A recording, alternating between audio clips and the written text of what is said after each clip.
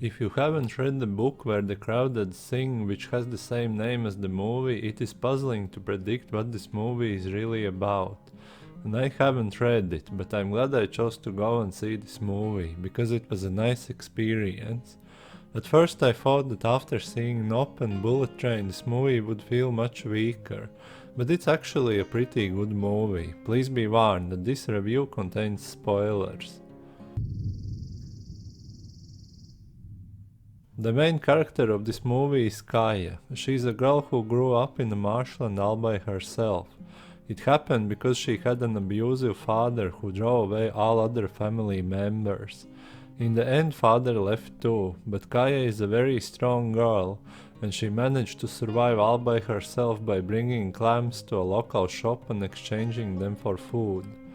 By the way, all this happens during 50s and 60s if you're wondering how is this possible. There is a small town near the marshlands, but no one in this town helps the little girl. And that's actually really weird, because she really is just a little girl, but that's just how it is in this movie. And that's my first criticism, because this doesn't seem that realistic. Grown-ups wouldn't hate on a little girl like that. It's like author just wanted it to be this way. But let's return to Kaya. She may seem fragile and shy from outside, but her ability to survive proves how strong and resilient she really is. There also is this boy Tate, with whom she falls in love with. This happens when they are older, 16, 17 years old I guess, and he teaches her to read and write. Kaya is smart, and after learning these skills she is able to learn from books all by herself. In my opinion, Kaya is like this witch character who lives in a forest, no one likes her, but she's actually smarter than everyone else. Kaya is not a witch, but the movie holds this premise. She's a great character. Then there is Kaya's boyfriend Tate. He's very much into Kaya, but he's also very indecisive. This leads to an event that he goes to college and promises Kaya to come back after a year, but he never returns.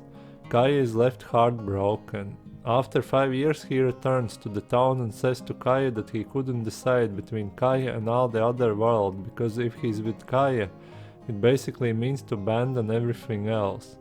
Tate has a good heart, but he doesn't have guts.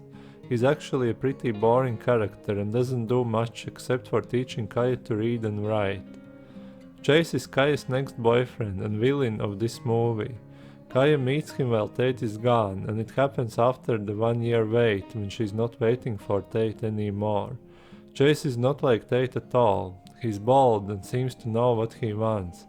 He asks Kaya out and she accepts. Then they are girlfriend and boyfriend.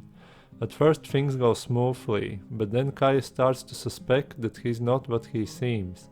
He has other friends in the town with whom he never introduces Kaya.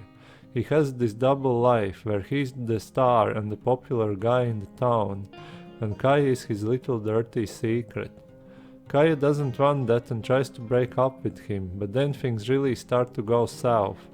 Chase starts to abuse Kaya and hits her. In my opinion, Chase is pretty interesting villain character, because he's not so bad at the start, although he gives unpleasant vibes, and then his true nature comes out. Other character worthwhile mentioning is Kaya's advocate. He's a nicer, older man, and it is interesting that he doesn't have the same opinion about Kaya all the other town shares. He really believes that she's just an unfortunate girl and tries to help her as best as he can. He really well symbolizes the justice, strong character and good heart. Movie is set in marshlands, and I really like this setting. It is an interesting and beautiful place. The movie has a slow pace and everything happens there, so you can really feel how important Marsh is for Kaya. But I have to mention the CGI bird at the start and in some other places in the movie. I think that this was unnecessary because the special effects ruined some scenes for me. I know that they were going for more impressive representation, but I really could feel that the bird was fake. It wasn't very well done. Other than that, movie was rather beautiful. The movie tells the story in a classical way. It doesn't rush at all, and doesn't try to be very original from a movie's perspective. You can really feel that it is based on a book and didn't want to throw its own original ideas in. There are no smart or quirky scenes just for the sake of themselves. Everything happening in this movie just supports the main idea. And it's not a criticism, it's fine. It just feels this way. Books fans probably love this movie. And that's it, there's not much to say about the feel. It literally is a girl in marshlands. Story of Where the Crawdads Sing is rather simple, but that doesn't mean that the movie is bad. The movie is pretty good actually, and let me explain why. It really dwells on this story from Kaya's perspective and it doesn't rush it. This means that the story explained thoroughly. So basically the main idea is that someone kills Kaya's abusive boyfriend Chase, and everyone in the town thinks that Kaya did it. The movie starts when Kaya is captured by police in '69 and then focuses on all her life before this event. But everything happening basically leads to this main event. There are no real subplots and other people perspectives in this movie. While we explore Kaya's past, we get to know her very well. And she's a good likable character. Of course she didn't kill Chase, although he was very abusive to her at the end. The question is who did it, but movie doesn't focus on this question, it focuses on Kaya's life. In the end, court decides that Kaya is innocent with a big help from her advocate because he's great at his job. Then there is fast forward to the very end of Kaya's life. At first I thought that this was absolutely unnecessary. Why would you show this? Just to make me sad that we all get old and die? Just like all those drama movies do? No. It all leads to a very strong ending. Kaya dies from an old age, and Tate, with whom Kaya made peace and lived together for the rest of her life, finds some book Kaya was making. She was a great illustrator actually, and in this book he finds hidden shell of a clam. This shell is the one Kaya gave Chase when she was in love with him. Police never found this piece of evidence back in the '69. And then there is a text about prey and predators and that the prey sometimes must kill the predator in order to survive. Right next to an illustration depicting Chase. So there's the twist.